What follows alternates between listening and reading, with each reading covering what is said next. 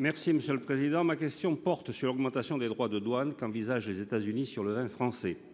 Comme vous le savez, la région Occitanie, en particulier sa composante languedocienne, possède le plus grand vignoble de France avec une production annuelle de 16 millions d'hectos, ce qui représente près de 30% de la production nationale. L'économie viticole est la deuxième économie de la région derrière le tourisme. En 2022, les États-Unis représentaient 19% des exportations en valeur et sont plus que les autres pays importateurs un marché de valeur. Les conséquences de l'augmentation des droits de douane annoncée par le président des États-Unis, avec une taxation à 200% des exportations de vins et spiritueux, auraient des conséquences dramatiques pour notre région. Cette nouvelle difficulté viendrait s'agréger à la pression subie par ce marché en raison de la déconsommation de vin en France, mais aussi dans le monde.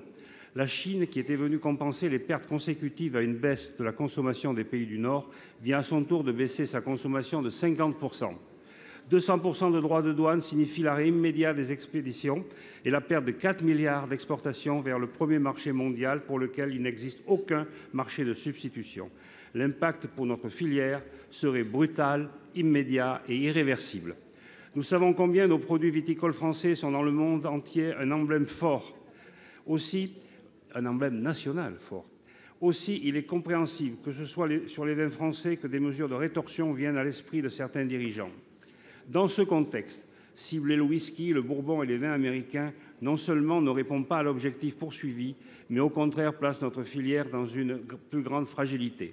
Seule la diplomatie française, qui s'efforce d'apaiser les tensions internationales, peut contribuer à une révision de la politique douanière américaine, en particulier pour le vin. Je remercie le gouvernement de nous faire connaître l'état actuel des négociations avec l'administration américaine. Pour vous répondre, M. Benjamin Haddad, ministre délégué chargé de l'Europe. Merci, Monsieur le Président, Mesdames et Messieurs les sénateurs. Monsieur le sénateur Grand, je connais bien sûr votre engagement de longue date en faveur de la filière viticole et en particulier en soutien des vignerons de l'Hérault. Les trois principes du gouvernement sur ce sujet sont très clairs et simples. Nous devons répondre fermement et de façon proportionnée aux droits supplémentaires injustifiés qui ont été mis en œuvre par les États-Unis contre l'Europe sur l'acier et l'aluminium. Il est indispensable de rester unis au sein de l'Union européenne pour soutenir la Commission dans sa réponse ferme et déterminée. Et enfin, notre objectif est bien sûr la désescalade et de faire comprendre de façon très claire aux États-Unis qu'une guerre commerciale et le protectionnisme ne seraient dans l'intérêt de personne.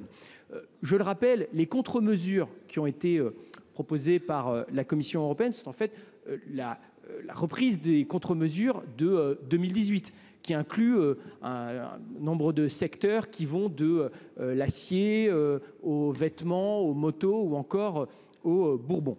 Nous avons demandé à la Commission européenne d'adapter ces mesures pour tenir compte de la situation spécifique des vins et des spiritueux que vous avez souligné. Je tiens à souligner que pour l'instant, aucun droit de douane n'a été mis en place par l'administration américaine sur les vins et spiritueux et la Commission européenne continue son dialogue avec les États-Unis. Je voudrais rajouter aussi que le ministre de l'Europe et des Affaires étrangères, Jean-Noël Barrot, est en ce moment même en Asie pour aussi continuer cette mobilisation pour défendre les intérêts de la filière face aux mesures anti-dumping chinoises parfaitement injustifiées. On sait que notre filière en a souffert et de ce côté-là aussi, nous cherchons les voies de la désescalade et vous pouvez compter sur la mobilisation du gouvernement à ce sujet. Merci beaucoup.